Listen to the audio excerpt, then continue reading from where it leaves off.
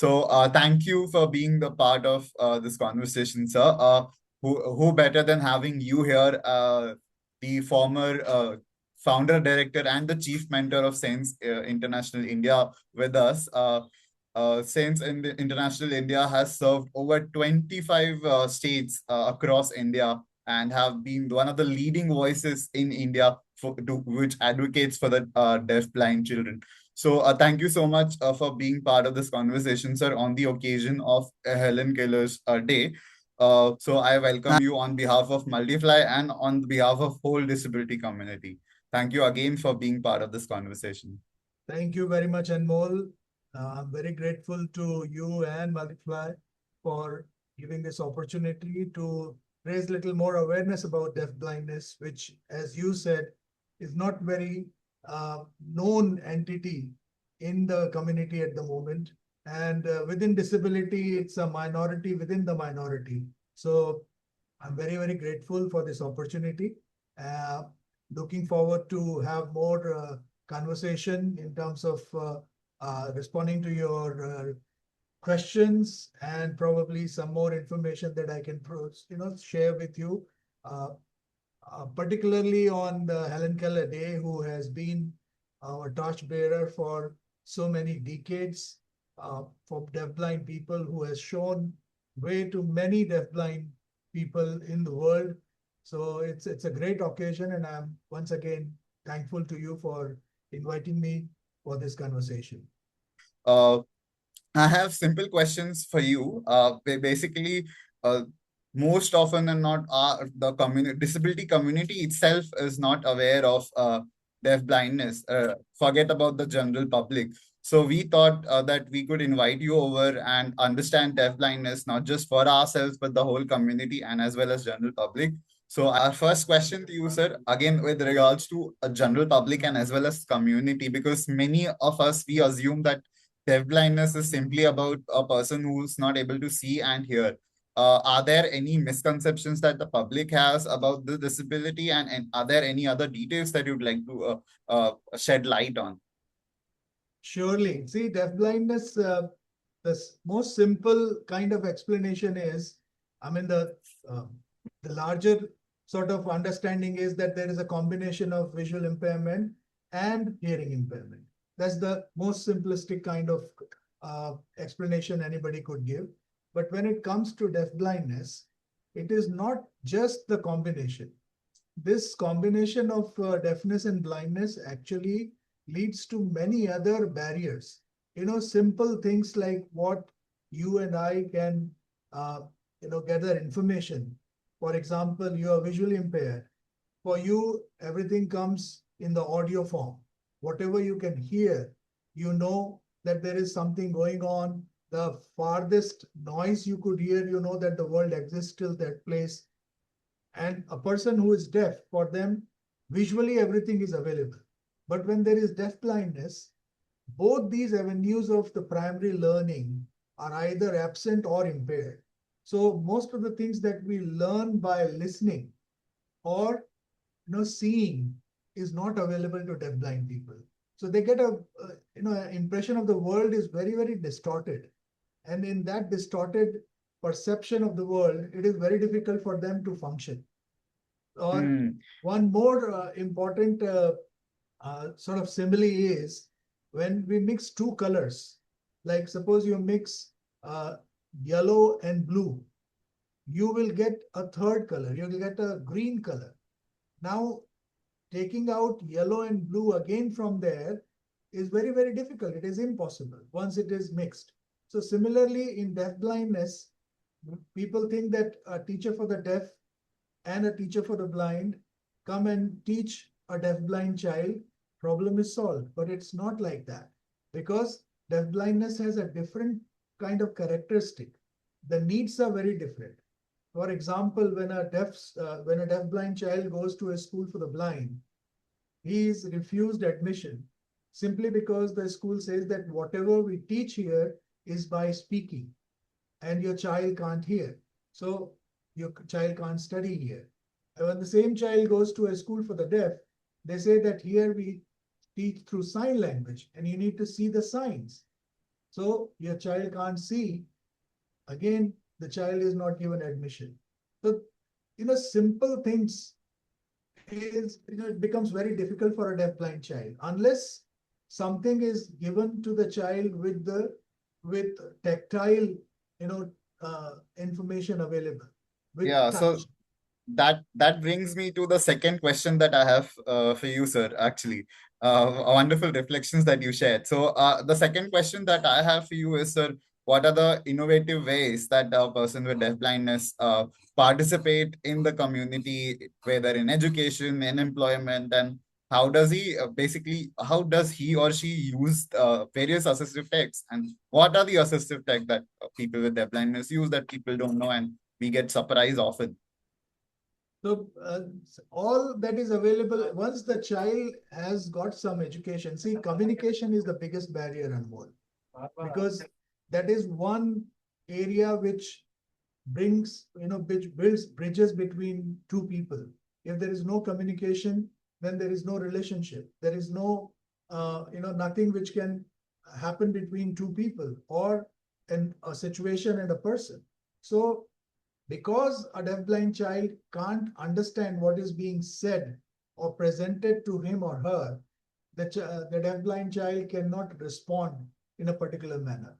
And when the child responds, it's a response which is not understood by many people, who is trying to understand what the deafblind child is saying. So what we do is we start with objects. The communication barrier is to be broken in terms of first we start with objects. Everything that we do in world is attached to one or the other object. Simple things like a child, we give drink to a child many times a day, water or whatever the child drinks.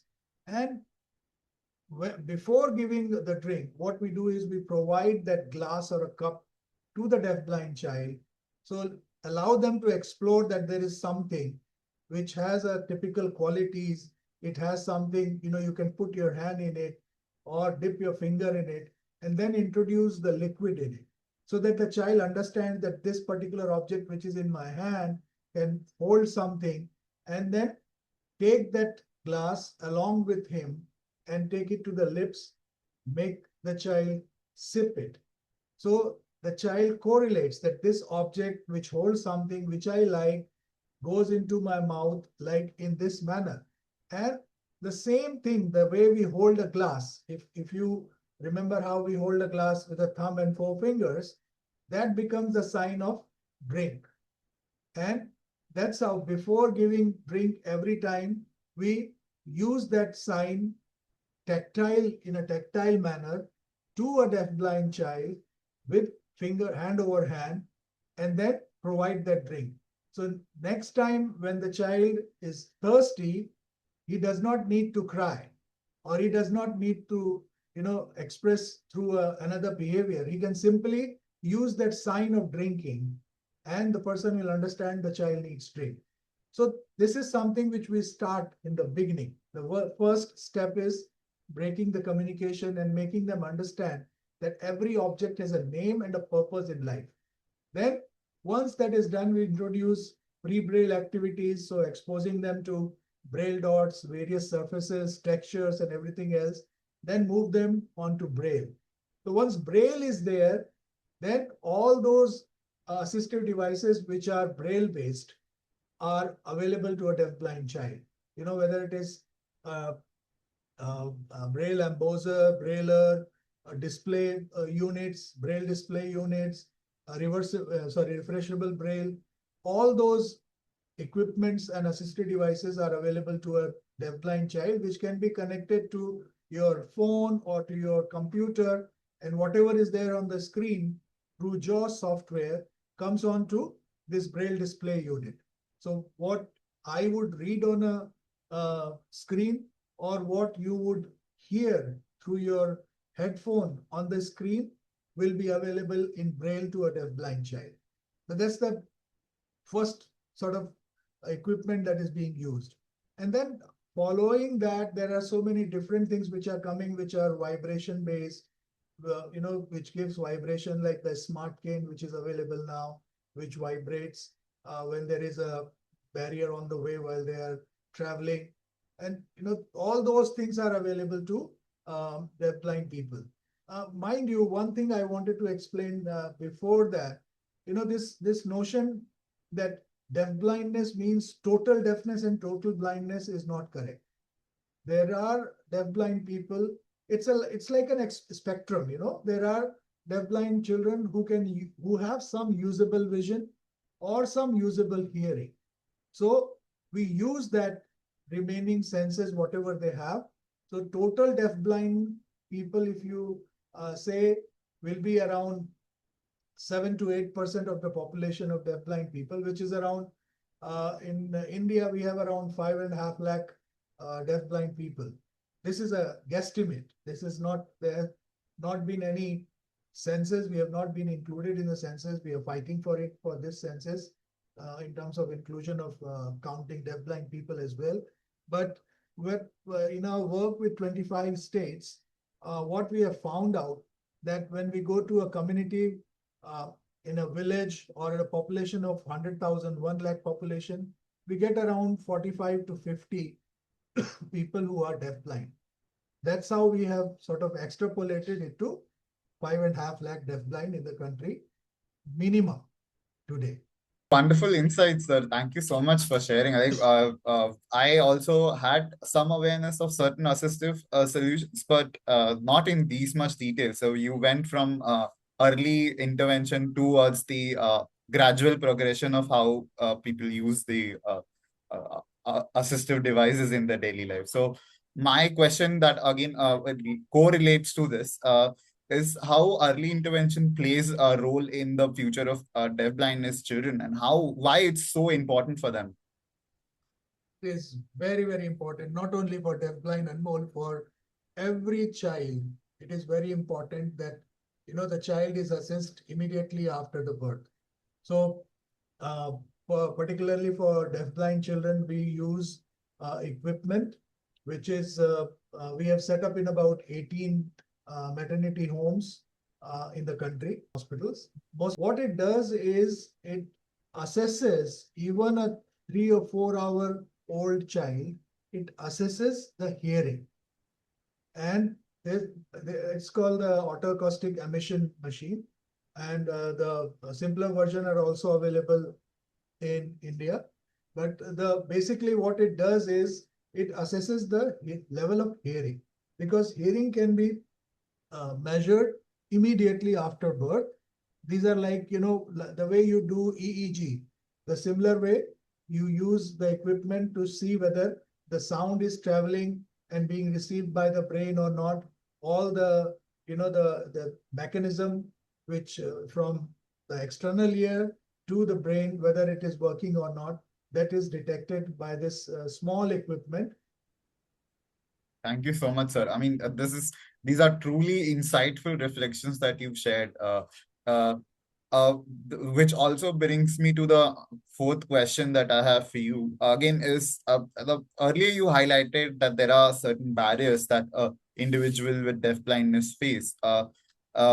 Whether even though these are the time we are seeing is we have evolving a very aware community of disability, where the people are more aware of the disability inclusion, but still there must be certain other barriers, whether in after the education, in the employment, or before employment and in the education, that a child with deafblindness or an adult with deafblindness face.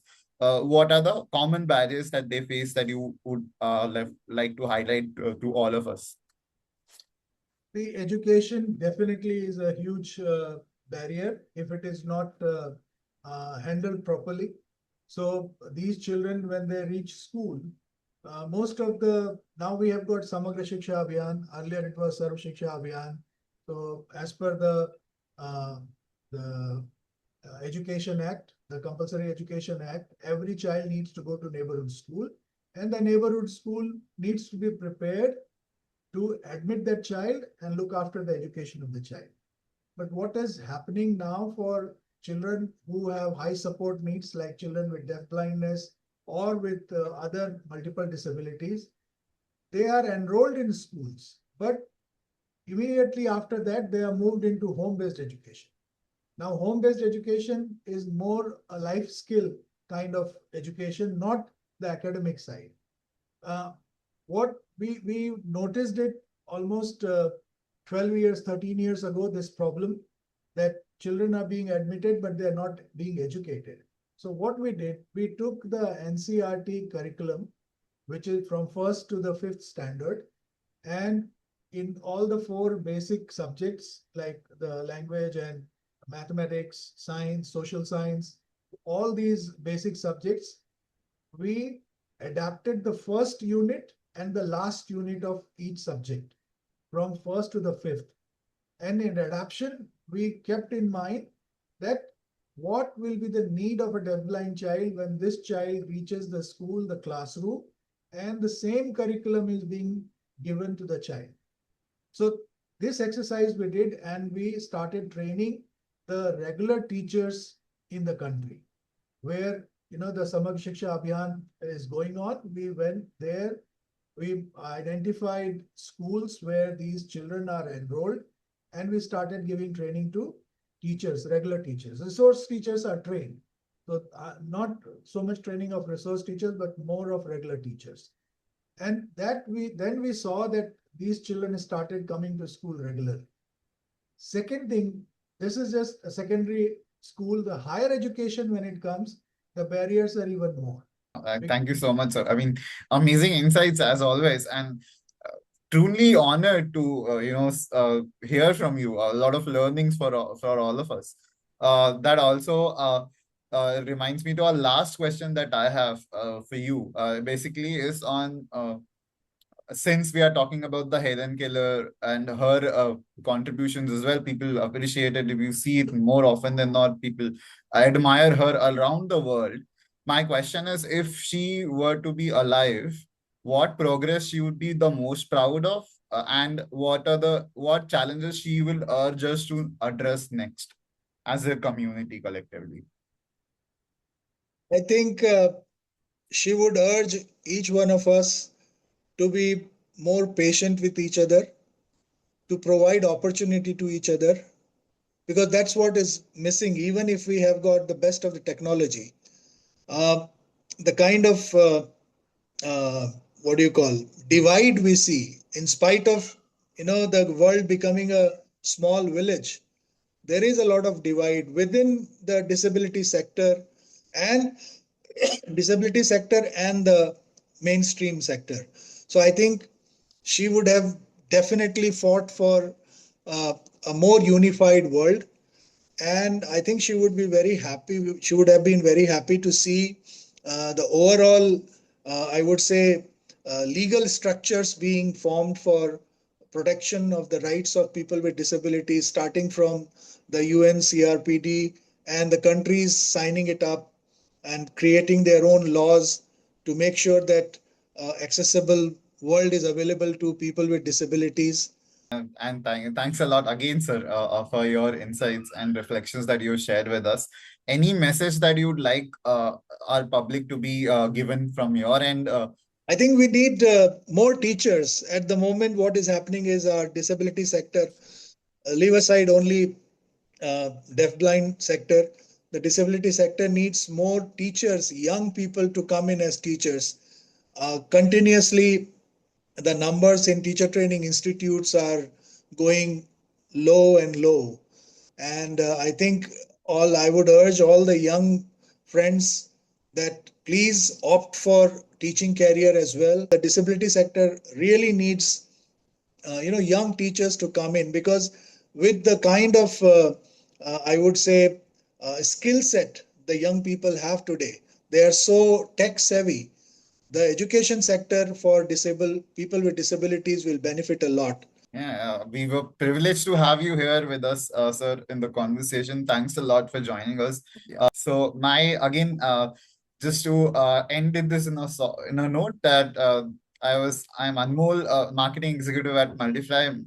Being a person with vision impairment myself, had a lot of awareness, a bit of awareness, I would say, but not much about the deafblindness, and learned a lot today. Thanks a lot again, sir, for being here and giving us your valuable time and sharing a lot of insights and reflections with us. Thanks a lot. Thank you very much, Anmol. My sincere gratitude once again to you, to Brinda, Mehul, and Multifly team. You're doing great job. Hope to catch up soon. Thank you very much. And happy Sure. Helen Keller Day to everyone.